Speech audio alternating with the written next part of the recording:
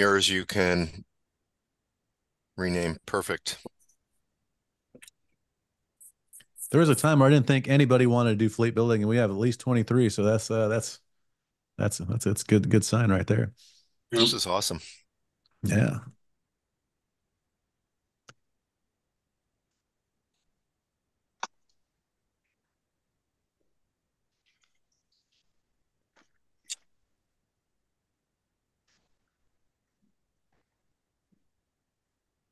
So, oh man, why can't I get back to chat?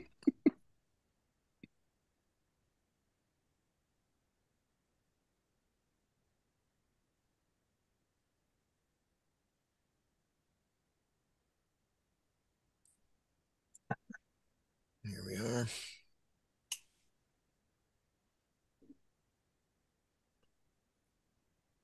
So, Eric, um, I'm assuming that you probably feel like we should get started here, right? All right. We will get started. A few people are going to trickle in. I'm going to keep watching, but I want to welcome everybody and thank everyone for their interest in fleet building. I'm just going to tell you why we're here. We're here because um, at Clinton Lake, we experienced some extraordinary success with fleet building, and for years and years and years, we've been trying to figure out how can we um, transfer that success to the class and help them. And it's been very hard because there is really going to be no one size fits all solution for fleet building that's going to work exactly at my club as it's going to work for your club. But we didn't want to give up on that concept. We have come up with the conclusion that some of the basic fundamentals are all going to be the same for all. And if we can start idea sharing and working together and having regular sessions for fleet building and create a culture of fleet building, I believe we can bring that transformational change that we experience at Clinton Lake and help the people who are at clubs who are experiencing, which is most clubs probably, outgoing tides instead of incoming tides, or likely outgoing tides instead of likely incoming tides. And it's really hard to reverse a tide. So that's where we are. I want to talk about just a couple ideas to get things started, and then I want to open it up. What I'd like you to do, if you wouldn't mind, is sign in, say who you are and where you're from, so that we can just kind of keep a little bit of record. If you have any questions or stuff, Jim's going to be monitoring the comments. Is that right, Jim? Yes. So, yeah, when you sign in, does everybody understand how to get over to the chat? So if you drag your cursor down to the bottom, there's a pop-up bar that comes, and there's three little dots off on the right-hand side. If you click on that, you can open up a chat window that will open up on the right-hand side. And if everybody would just type in their name, maybe a fleet number and a general location, um, either district or hometown or whatever, that'd be great. Yep. So Dan and Mark popped in. Everybody should be able to see that as people start to do. And then what Eric is going to do is he will download the chat so that we capture everybody who was involved with this. All So right. super. All right. So thanks again, everybody. If you haven't already, take note of the the Scots and Water. It is the volume 68, number 2, 2024. I wrote an article on there called A Fleet Builder's Perspective. It really goes into a lot of detail of what we did at Clinton Lake. And I don't want to repeat that all in detail because it was way too many pages to begin with. But just so you guys have a reference of what we did, I know some of the people have read it on here and have already reached out to me and asked some questions about other things. But I'm happy to answer any questions about that. Now, in terms of fleet building, what we want to do is we want to encourage and tell people that fleet building is really not that hard, and we want to convey that message and instill some confidence because there's a lot of people who are at clubs who are walking into these situations, and then sometimes it looks hopeless or sometimes it looks not so great. And we just want to stress that it's really as simple as getting butts on boats and once you get someone on a boat, helping to guide them down that pathway to sailing, help remove a little bit of roadblocks through some mentorships the best you can. And if you instill that into your culture just a little bit better, and everyone in every fleet did that a little bit better, I do believe we can completely change our trajectory in a very positive way.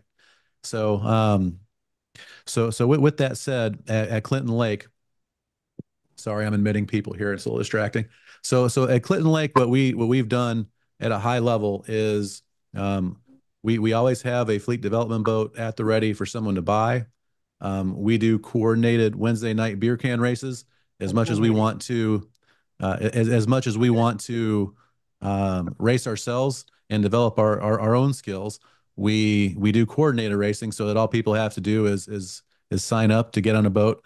So they don't need to own a boat and um, they don't need to own a boat, and we just get them on the water, and then we basically cultivate a pipeline of prospective people coming to our beer can races, and then we get them to the glow, and then when we get them to the glow, they're hooked. Um, a little funny thing is for every person that's new that races at the glow, each one of them who came on one of our introductory rides or our beer can races or one of our first sales, they basically said, I'm not a racer. I'm not competitive. I would never do it.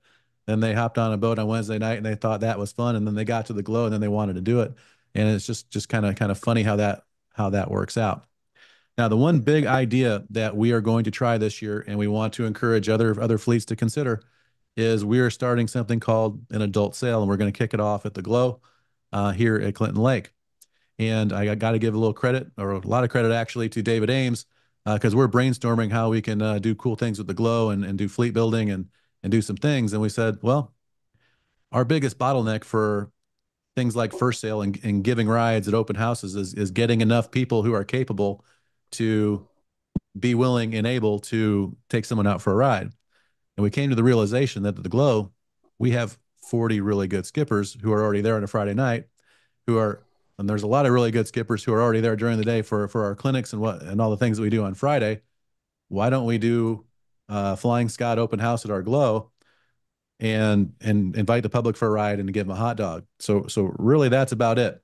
So instead of paid rides for first sale, we're just going to offer free rides to the public at the Glow. And instead of at our other open houses where we have to talk about how great Flying Scot regattas are, we're just going to say take a look around, have a hot dog, and go meet some of these amazing sailors. And you can be doing this next year. And really that's our simple but big idea because we think it's low hanging fruit and it's something that we can try. And when we did a straw poll of some travelers who were coming in, who usually come in early, they said, "Hell yeah, I'll take people out and help build our program here." And so we're going to give it a try and have a lot of fun with it. So in a nutshell, that is what we do. I also want to touch upon, and I touched upon this in the article. Um, it's also really hard to come up with a one size fits all strategy because people are on different insurance programs at different clubs. So one thing we do at Clinton Lake is we charge introductory sales. You've heard of the first sale model, $25 a ride, and we promote it out on Facebook. We have 10,000 people see this thing on Facebook. We get 8 to 12 um, boats sign up, pays for our Facebook ads, and then we have Flying Scots. We take them out for rides. But one thing we have to do at our club is because it's a paid ride on private boats, we have to loan our boats to the club and sail someone else's boat so that we get around that insurance loophole. Now, that's a pretty big loophole and a very specific thing that we have to figure out at our club. So those are the types of things you would have to figure out at your club if you're offering paid rides because your personal insurance probably doesn't cover commercial rides. If you're doing it, I'm not an insurance expert, but that's what a lot of people tell me, and I'm not going to take the risk. So then we try free rides, and the downside of free rides, you get a lot of looky-loos, and it's hard. So you're getting a lot of people out for free entertainment, which isn't necessarily a bad thing. It's just a bigger numbers game, and you got to take more people for rides. But it does get people out. So with that, I would just that's high level overview. I'm happy to answer any questions or let people share ideas or Jim, if you have any other ideas on how to take this, let's do it. So let me just jump in here real quick, Eric. Um, Once again, if everybody would open up the chat, I know we had some people come on sort of late after Eric and I had sort of already done it. If you haven't already given your name, fleet, or general location, district, whatever, we are going to, if you can put that into the chat. And again, the chat, you can go down to the bottom bar, right at the bottom of your screen, and the three little dots. You click on that, you can open up the chat feature, and that'll show up on the right-hand side of your screen. And if you would just be so kind as to log in, we'll record that and everything. I do not have any specific uh, key idea on how to drive this better, Eric. So maybe your idea to start to open it up to questions and or whatever would be appropriate. What do you think? Sounds good to me. Let's talk fleet You building, guys. you had alluded in um, your output for this that you would kind of cover how you did the Facebook advertising and kind of what you see for results, whether it's a paid ride or not a paid ride. You want to cover that just a little bit? Are you thinking I should explain the Facebook advertising process? Is that what you're asking? Just talk about what our results have been. Well, our results with Facebook have been pretty much game changing. When we first started out trying to get people to our open houses, we were putting up bulletin board flyers and stuff. We were taking boats to the Taste of Champagne, trying to get people, and nothing worked. We started trying doing Facebook, and it just completely changed when we did that. So I'm trying to figure out how to share something here. Bear with me.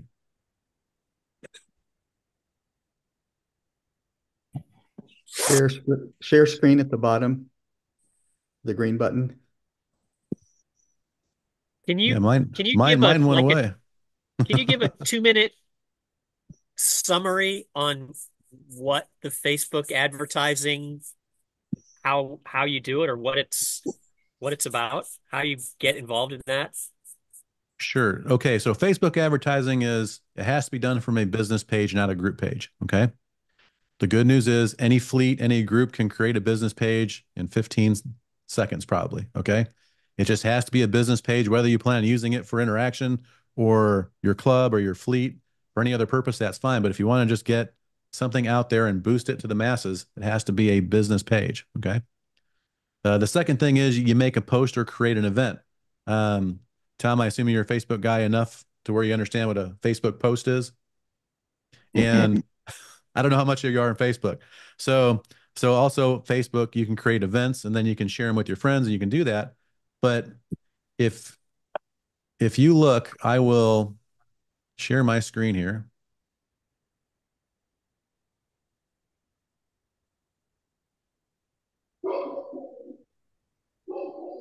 Can you guys can Yep, you guys see that? Yeah. good job. All right. Can you guys see that? Flying Scot Sailing Yep, Association? Yep. yep, Okay, let's go to the Commodore Decatur Yacht Club. Okay. We started a new fleet, Fleet 215 at the Commodore Decatur Yacht Club. And I created this business page for the sole purpose of doing exactly what I'm talking about. Okay. We already had a group page, but if you look down here,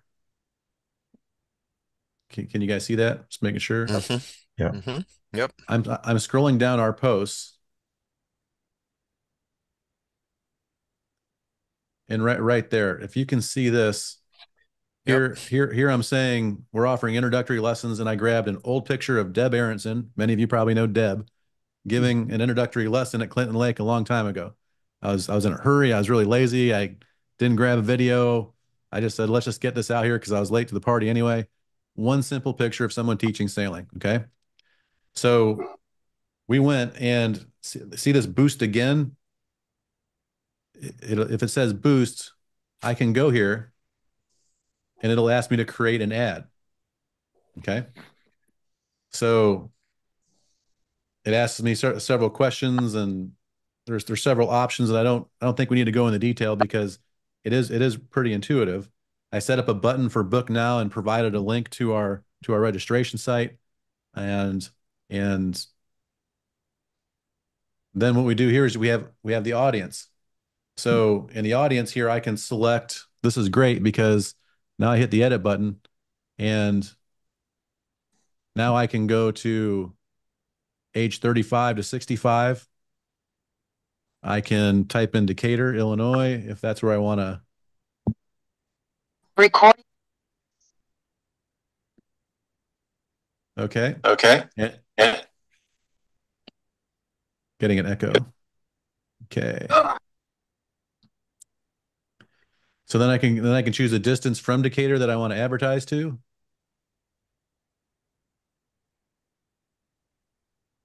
And it will usually tell me how many.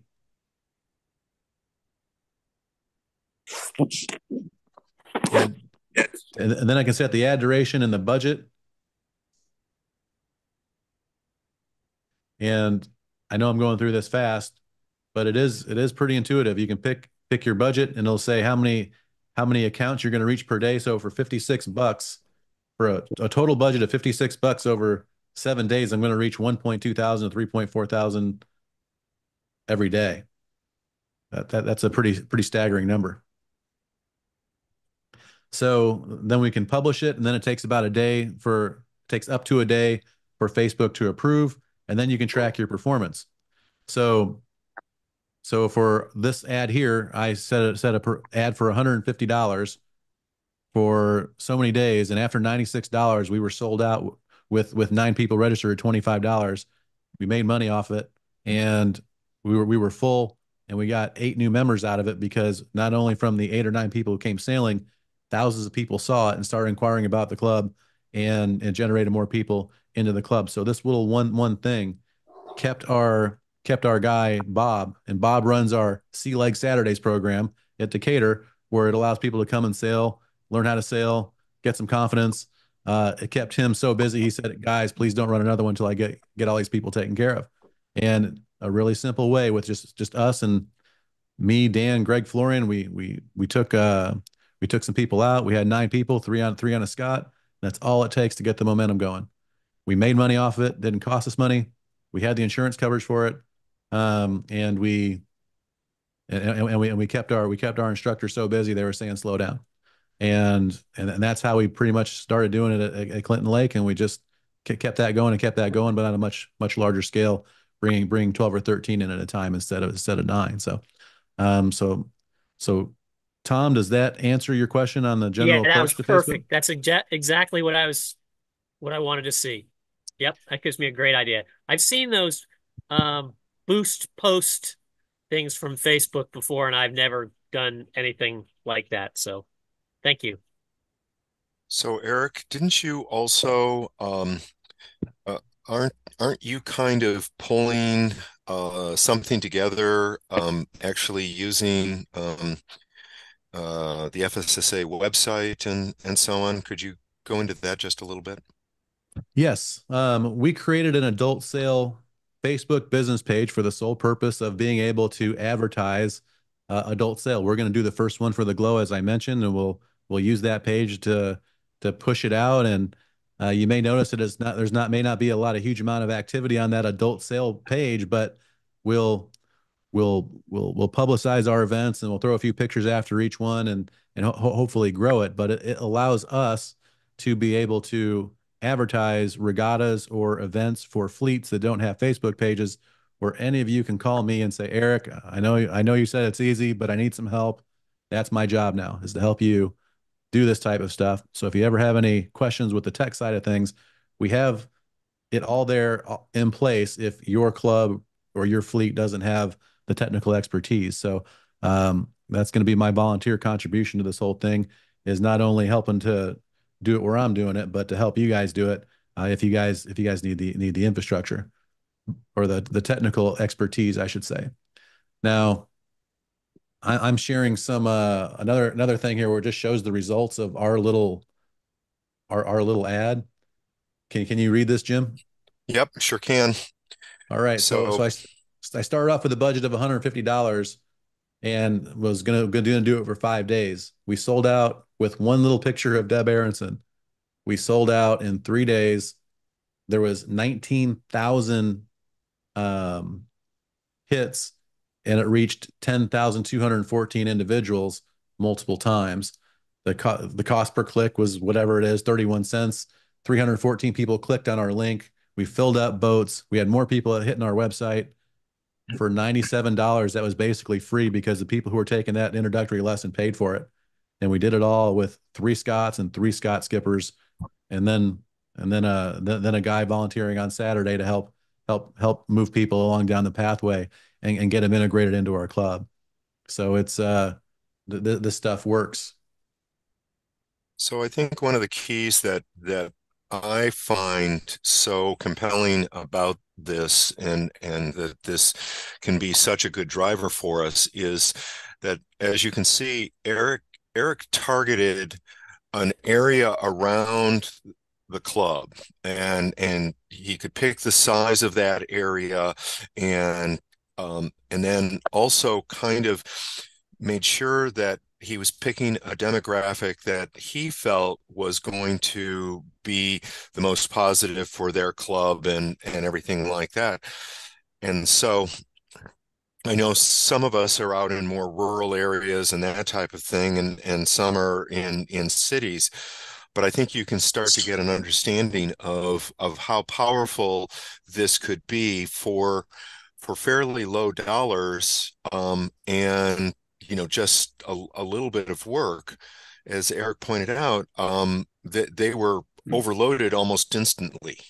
And now that might not happen everywhere, but I just think that the ability to sort of target our audience, um, is just very, very powerful. It's just very compelling.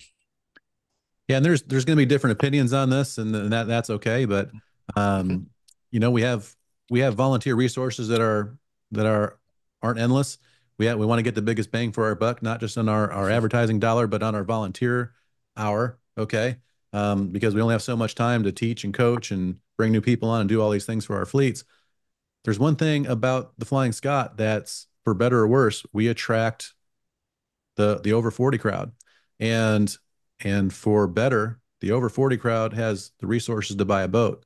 They have the time usually with their kids out of the house now and no longer playing soccer to participate in your beer can racing programs. And so yes, it's great that we want to encourage youth and all those other things and play the long game, but the immediate game is there are people who will jump on a boat, do it, sail with you for a couple of years, fall in love with it, and do it now. And there's we can get people on boats as fast as our capacity allows us, and there's no shortage of people willing to come out. And we grew our fleet from 5 active boats in Clinton Lake to over 20 to 25, just doing the simple stuff, targeting the people who are most likely to buy boats and most likely to like Flying Scots, and it works. Um, Now we love our 30-year-olds, we love our 35-year-olds, and we love our parents with kids, and we'll take them. But they're just the lowest. They're not as high of probability because they start um, they tend to get split on which boats they want to go with and other things. So Eric, we embrace what works for us. so we have a couple of questions. Um, First question is, how big is the club? How big is Decatur? Number of members, or annual budget, how many boats, etc., how many Flying Scots? The What do I have no idea what the numbers are, but I believe it's in the 80 range. Okay. It's under 100. I know that. Um, and when we first got there, there were no Flying Scots. Now we have a fleet of about 6, and we, there are There are several club-owned boats. There's two Compact 16s. We just had a San Juan 21 donated.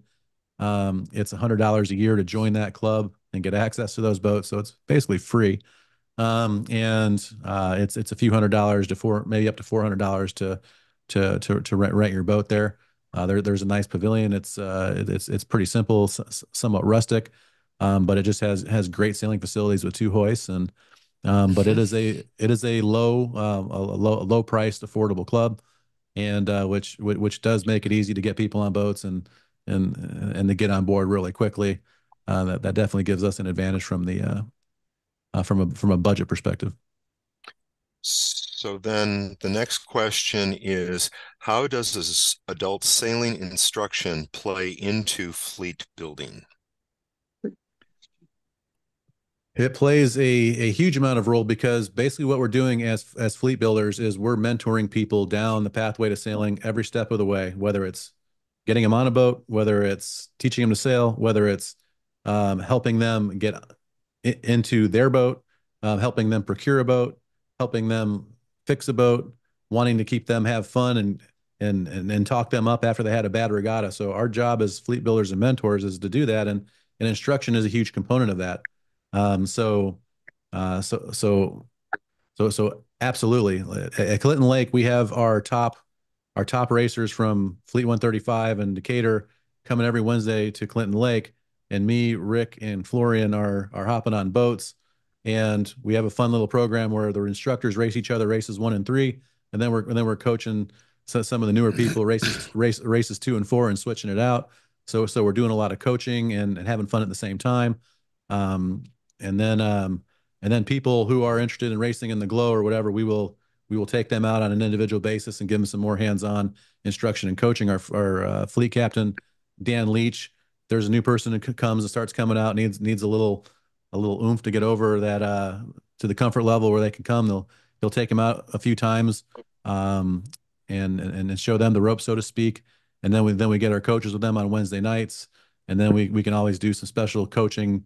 We just had a bunch of girls went up to the women's NACs, and me, Greg, and Rick, we're working with them and getting them ready, and doing some cool things. So yeah, it's a huge part of it. One thing that I did, you guys have heard me about the sailboat instructor project, and the reason I created that was because instruction is a huge part of the fleet building, and it's a lot easier to show someone a video and reinforce than to explain port from starboard while you're in a boat. So we're trying to do some things that makes it more efficient for the fleet builders and volunteers by giving them the online resources to do that stuff at home and then get more from their time on a boat. Time on the water is precious, as you all know, and we want it to be more fun for our instructors, not just the new people as well. That helps the fleet building and helps keep the fleet building thing going. Is if your volunteers aren't getting burned out and they're having fun with it instead of thinking of it work, thinking of it as work. So we're just trying to make education efficient, and so we're getting the most out of our time with them, and the results from our fleet are showing, and um, our, our our middle pack is getting stronger, the middle class, and it's and the way we're approaching it, we still get to work on ourselves too, and it's a nice fun balance. Sorry if I was rambling. Is there any more No. questions? So next question. Are the demographics you show on the slide similar to the people that attended the event? So do the demographics represent who actually attended? Yes. Okay. Um, could you describe your thought process? Whoops. Okay. Um, let's see. Could you describe your thought process on difference between first sale and what you are promoting here? You mean adult sale versus first sale? Yep. No, no, my question was Oh, really sorry. so, Eric, you and I had talked about this particular topic, and I thought it was insightful. Um, the difference between your first sale or your Wednesday sailing versus having a formal instruction program where you're Sorry, Tom. Yep. beginning sailing instruction program. And you Yeah. had mentioned that you went away from doing that more formal instruction program. Absolutely. Not because formal instruction is bad. It's because formal instruction takes up a whole heck of a lot of time and resources. Yep. And we found out that you teach 10 people how to sail and only 3 of them stick around. You just wasted a lot of people, a lot of time and energy on it. You're not didn't waste it, but it's just hard. So we took a different approach to it, and we said, hey, we'll give you an introductory lesson. We'll take you out for another introductory sail with our retired fleet captain. He can take you out. He's a little more flexible to do it. Then we'll invite you to Wednesday night. And if you're serious about it and you're sticking around, that's when we step in and we call them up, and then we teach them how to sail. We teach them how to sail really well. Go down to Carlisle.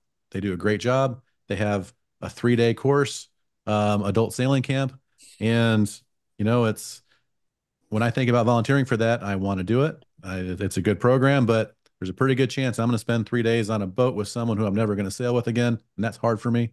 So, not criticizing at all. I'm just saying it's hard to justify that time.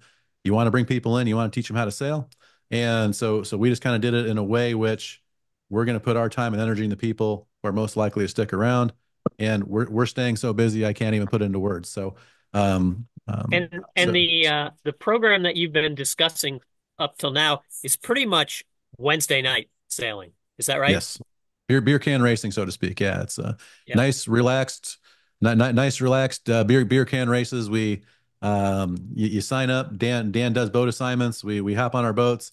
The three best coaches are the three coaches are assigned to a boat owner or an up and coming sailor, and then we just go out and race and have fun. We don't keep score. Um, if you penalize us, you owe me a beer type thing, and it's just a really good time. And we want to make sure our new people are having fun too. I think you just said the magic word in there. Yep, you sure did. And it's fun, right? If you, formal training sometimes isn't as much fun. If you want to get someone hooked on something, take them out and have fun. Show them what it can be. Even as sometimes us racers lose sight of the fact that sailing is supposed to be fun. We're not winning any money out here. So always keep it fun. Remember, when you get off the boat, you still got to be able to stand next to the guy and talk to him and have a good time. It's more about that than it is everything else. Right. So one of the other questions was, do we have, or do you have a formal sail instruction class?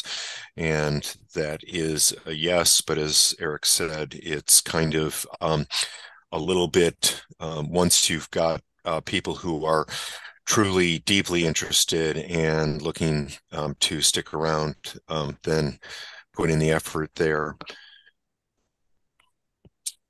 At Clinton Lake, Clinton Lake Sailing Association actually has, multiple programs. And so part of the adult sail too is, and I always approach it from the perspective of, we get them out on a flying Scot. So that's that boat. Now they know what it is, and it's a comfortable boat to sail. For the people that really, really are really bound and determined to have on-site instruction, the club's got a couple programs through the summer, and they do the small boats, and they fill it no problem. There again, like our adult sail and other things, if you're able to fill the program with the amount of instructors or resources you have, that's a pretty optimum goal. You're not going to retain every one of those, but out of those people then that go through that course, a lot of them come back to either race on the Scots or the Thistles because they've learned how to race a little bit and learn they enjoy it. Many of our people will say, though, their ultimate goal is to be a cruiser. And I always say, you want to be way ahead of the game of the other cruisers, get in these boats and participate with us on the weeknights, and you'll be a much better sailor because of it. So I really think that there's a place for the formal instruction, but when we get somebody new, I direct them to sailboatinstructor.com. They do the preliminary courses. That saves us some time on the water, explaining the really basics, and they feel more comfortable when they get out on the water again too, knowing some of the terminology. And I think most of them then feel like they really don't have to go through that formal instruction, but some always will opt for that. So we can give them both worlds. Eric, can you plug sailinginstructor.com a little bit? What's what's that about? Well, there's two main parts of it. The first is um, when you think of first sail, U.S. Sailing says we want you to do a safety briefing. Okay, why don't you do a short safety briefing before you get someone on a boat? And what inevitably happened is we would plan on doing a safety briefing, and we did do safety briefings, but people would show up late. Something would happen. It was herding cats. We're getting people on boats, and we always seem to get them shortchange that safety briefing. So I started off by creating a crew safety certification that's free, that teaches people how to deal with a capsize, that teaches people what to do if your skipper falls out of the boat, and some really basic things. It's free. It allows it allows the fleet builder to tell people to learn about safety and learn a little bit about the how sailing works. So when they hop on a boat with someone, they're not gonna they're not going to get themselves into trouble. They know when to duck when the boom comes through type thing. Okay. Which a lot of them don't know unless you tell them. Okay. The second thing is just basic introduction to sailing. Um, it was made for the instructors a heck of a lot more than it was made for the new people, because if people take the introduction to sailing classroom portion, which is actually online, and they get on a boat, their experience, the instructor's experience, when you say, hey guys, we're going to get you on this point of sail, they may not remember that close hold is it's 45 degrees of the wind, but they'll understand that what a point of sail is generally. They'll remember it has something to do with the relation to the wind, which is something you don't have to explain, and helps reinforce them. So those are the two primary things that we started. I added a boat handling course for Flying Scots, which I think is helpful for getting people better further along in the mid fleet pack. But I've been focused on the beginners for the most part with that project.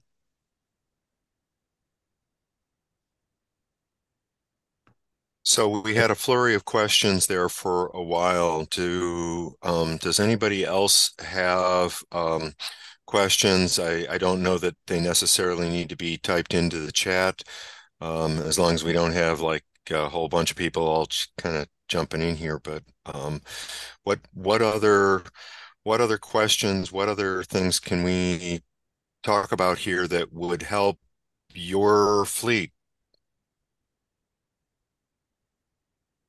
Or We have a does million somebody we have a million people from Texas. They have to come up with some good ideas because they're always doing good things down there. I want to put them on the spot.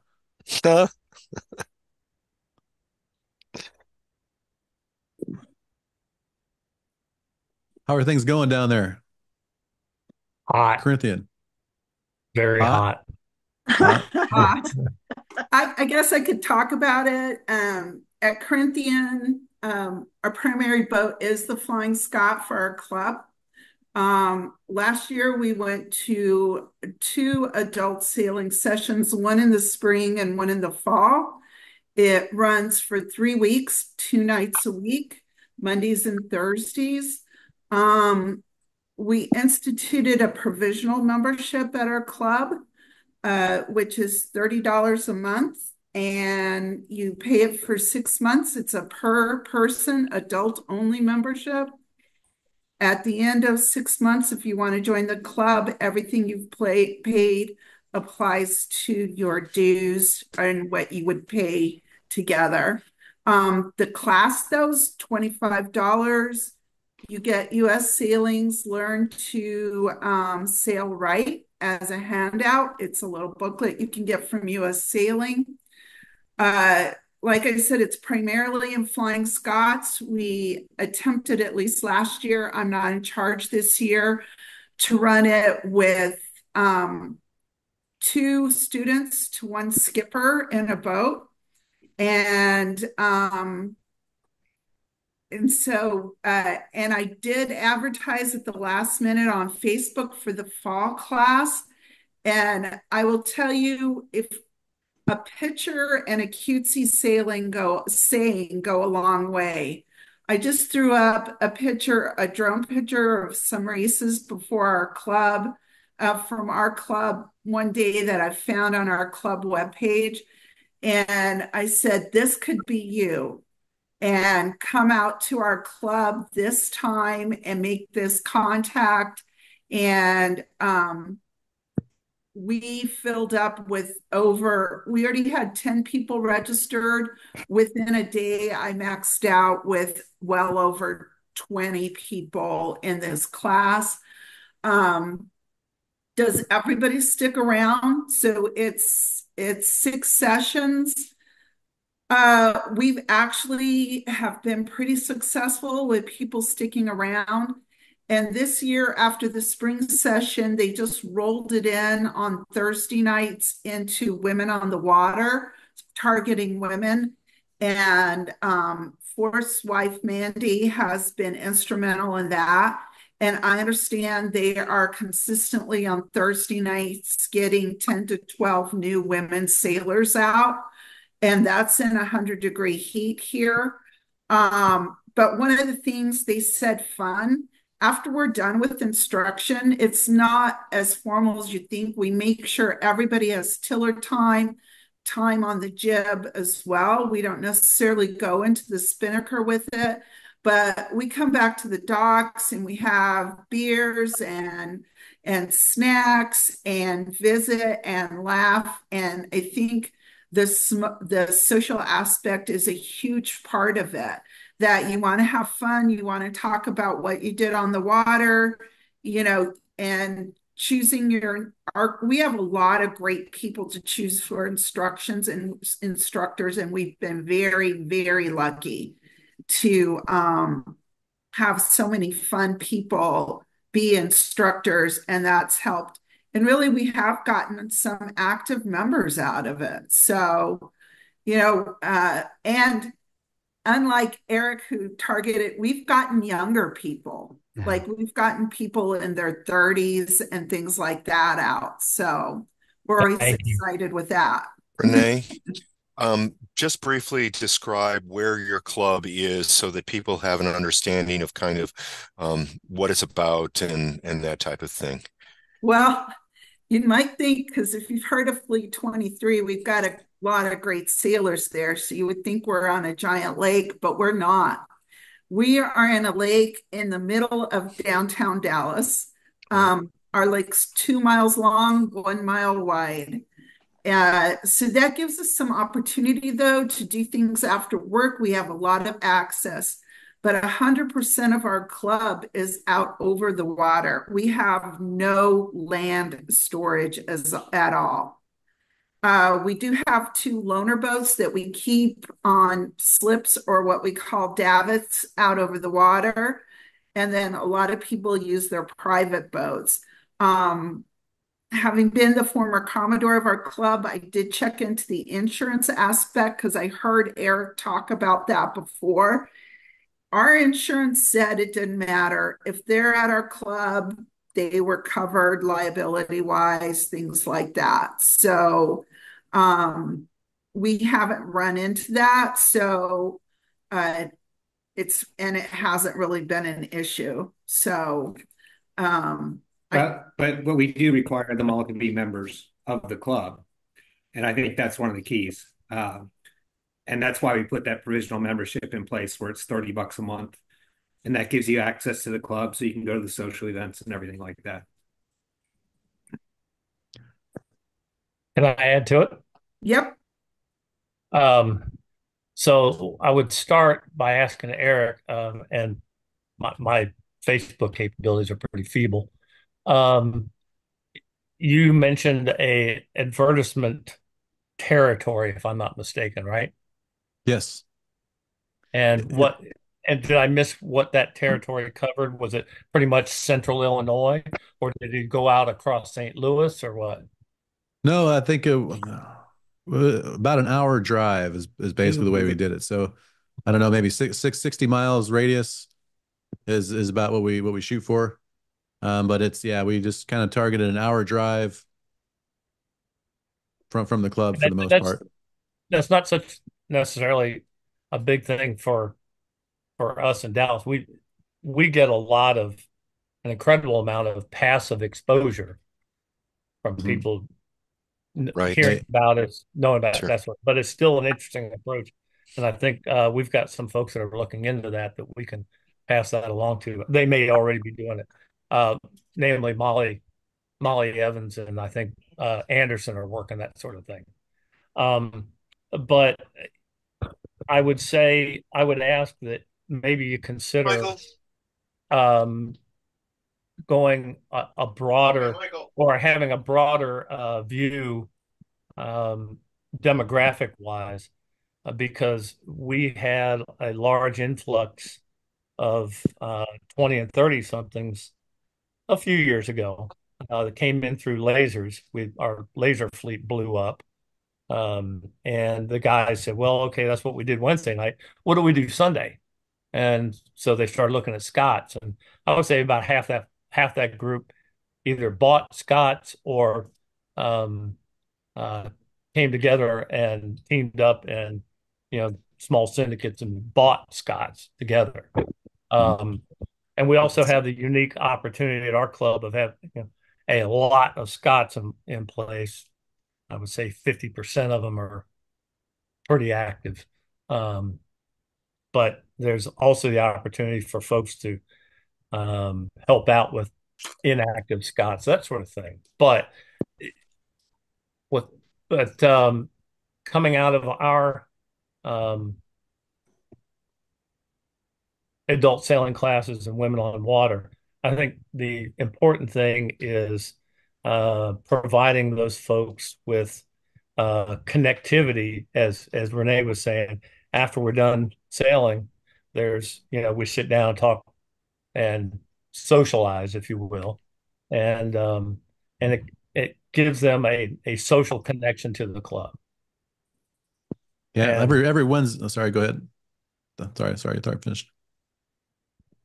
yeah, we're encouraging they and others to bring folks out. So, um, but again, I would ask that for sailing's sake that we not across all the folks across in this meeting is let's try to address all demographic ranges. What we recently ran into at Clinton Lake Sailing Association is some of the advertising maybe went too far, and we had people signing up for programs that were actually in Kansas. There's a Clinton Lake in Kansas, so Oh, a little bit of a drawback if we spread out real far. But we've got people driving Wednesday nights. We'll average between 7 to I think the high was 14 boats on a Wednesday night, in that range, depending week to week. We've got I think there's actually 18 Scots sitting there right now at Clinton Lake. And, with people driving 2 hours by the time we get off the water, a couple of them would just camp over. But the people driving the longer distances, of course, need to get going. it's a different environment. It's really worked out really, really well. But we did have that problem and had to refund some adult sale money because people didn't realize they were signing up in a different state. Yeah, there's another interesting dynamic, and I know it's different in every club, but we have a thistle fleet at our club, and that tends to attract the younger crowd more than the Scots do, and there's always an exception here or there, but we kind of have a laser to the thistle pathway, then we have a flying Scot pathway, and we're not in competition, but at our open houses and things like that, we have a youth sailing program, so the rest of the club is doing a lot of things to broaden everything out, and just most of the people end up, for whatever reason, going to the Thistle, and when they're that crowd, and I don't know if you guys have sport boats like that at your club, but that's just kind of the way it shakes out. It's not a bad thing. It's just a reality. The other thing is that fun part. It's really big at our beer can racing. we kind of require everyone to stick around for the toast before they run home and do whatever because it's important that everyone says hi and catches up and doesn't just come sailing and run home. So it's not officially mandatory, but it's kind of an unwritten rule that if we're going to organize this, put you on boats and come out, stick around and have at least one beer with us, and then it ends up being two and ends up being a lot of fun. So I just kind of like the culture we set and just having chips and snacks after a fun sailing thing goes a long way. But very few places are more fun than Texas. I've been there. They do a good job with all that stuff down there. Awesome. Are there some other questions? We're coming up on about 50 minutes here. I don't know, Eric, how long you want to potentially let this run. You had scheduled it for about an hour, and so we want to make sure that we capture any and all questions that people have. So please jump in here if you do. Well, not a question, but a comment. Eric, I just want to applaud you with your dedication and what you have done with fleet building and what you've done with the class. My role with having served with U.S. Sailing on the One Design Committee, there are many, many One Design classes that are really struggling, and Flying Scots strong, and it's mainly the people, and it's mainly having fun. Those are the key ingredients. So keep it up, and again, thank you, Eric, for what you've done. Thank you. This is Marty Sweaterlich. Hi, Eric. Hey, Marty. I see that this is being recorded, and I'm wondering if it'll be available. I mean, I saw one of our fleet captains from the Ohio district here, and I'd like to see if it's going to be available so we can get some of the other fleet captains around the district to listen to it, including the fleet captain at my club. He's doing a good job, actually. Our fleet's growing. We can just get some of the boats that don't have their masts up sold to somebody who'll sail them. That would be good, but it's another problem. Well, Marty, are you saying this was a good enough talk to post it on our YouTube page? We could we could do that, or did I sound like a bumbling fool? I know you guys tell me I can share it, or we can make it kind of private links. We can make it public. I'm not too shy about it. Yeah. Well, can we also get more pictures of Deb Aronson teaching people how to sail? She seems to be able to attract them. Wow. I've been regurgitating that. I've been regurgitating that. I've been using that same picture for 7-10 years now. So I love Deb. Yeah. Sorry, Deb. I should probably use one where she's wearing a life jacket, but that's just one I always go to. But anyway. So Eric, you did not mumble or bumble on this. I fully concur with Jim Crabtree that that this is awesome. This is kind of, from my perspective, only a start where you're gonna see kind of what happens with this adult sail at the Glow Regatta, which is going to be really key because we're hoping to have a lot of people who will willingly take people out on boats and, kind of get that experience and that type of thing. But also, as we've all talked about, the camaraderie and the friendship building that goes on as well. So if we can post this on YouTube, that'd be awesome. Eric, I think you can do that. I can. Do we want one last question from the crowd? Is there anybody that wants to ask one more thing, or we want to close it down? Well, another comment, Eric, and you touched on it, but in fleet building, we don't have to reinvent the wheel. There are some really good resources that are already out there. And Eric, your sailinginstructor.com has some, and in the class, I think is going to be developing a tab on fleet building. So let's use them. Let's grow. All right. So one comment, and hang on, Eric. One comment here is, are you are a pro at speaking? Are you on radio or TV? Me? I think this was directed to you. I'm sure it wasn't directed. I've never heard that before, so I don't know. You guys are that would be surprising. Chick posted that, and Chick, huh? Yep. His Chick voice Clark. is like YouTube all the time. Well, I'll just at the end. I mean, we talk about fun. I mean, fleet building has to be fun. It can't be work for us to be able to Right. do it. So you just got to approach fleet building and think of new and creative ways to make fleet building fun. It is a challenge sometimes. You got to go in there and say, "Hey, would you take a new person on your boat when someone bought a boat to go out there and enjoy sailing with their significant other?" And it's sometimes hard to convince people that, hey, it's worth taking someone out on the beer can Wednesdays or something and investing, because sailing with more people is a lot more fun. More boats on the water is more fun. It's worth that investment of bringing people up, and you also get the reward of seeing people develop, which I personally like. And but it's sometimes a harder sell. So we just got to kind of keep it fun and productive. And when people start seeing results and people start seeing more people on the water, it's a lot easier to get your fleet and then the non-spark plugs out there to get out there and help with the cause. So keep it fun. So I would like to do one other thing real quick, Eric.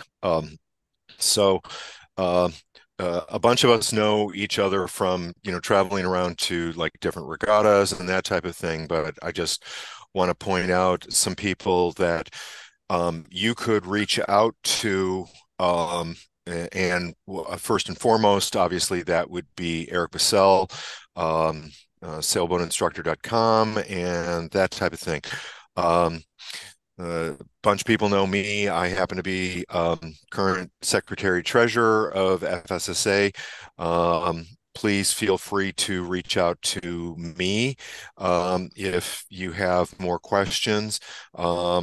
We've got Nina Cummings on. She is our current first VP, and we'll be taking over the helm here in about a year, right? A little under. And Steve Coman and his wife Renee are on. Steve is part of the FSSA group working on that.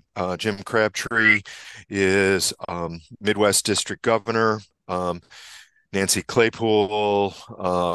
I'm probably missing some other folks, but there are lots of people on this that you could reach out to that are probably closer to your area, and they can help get you directed to Eric, myself, or some others to, if you have deeper questions, more interest, and want to have Eric with his expertise help your fleet or club do some targeted marketing to pump some interest, I guess. So.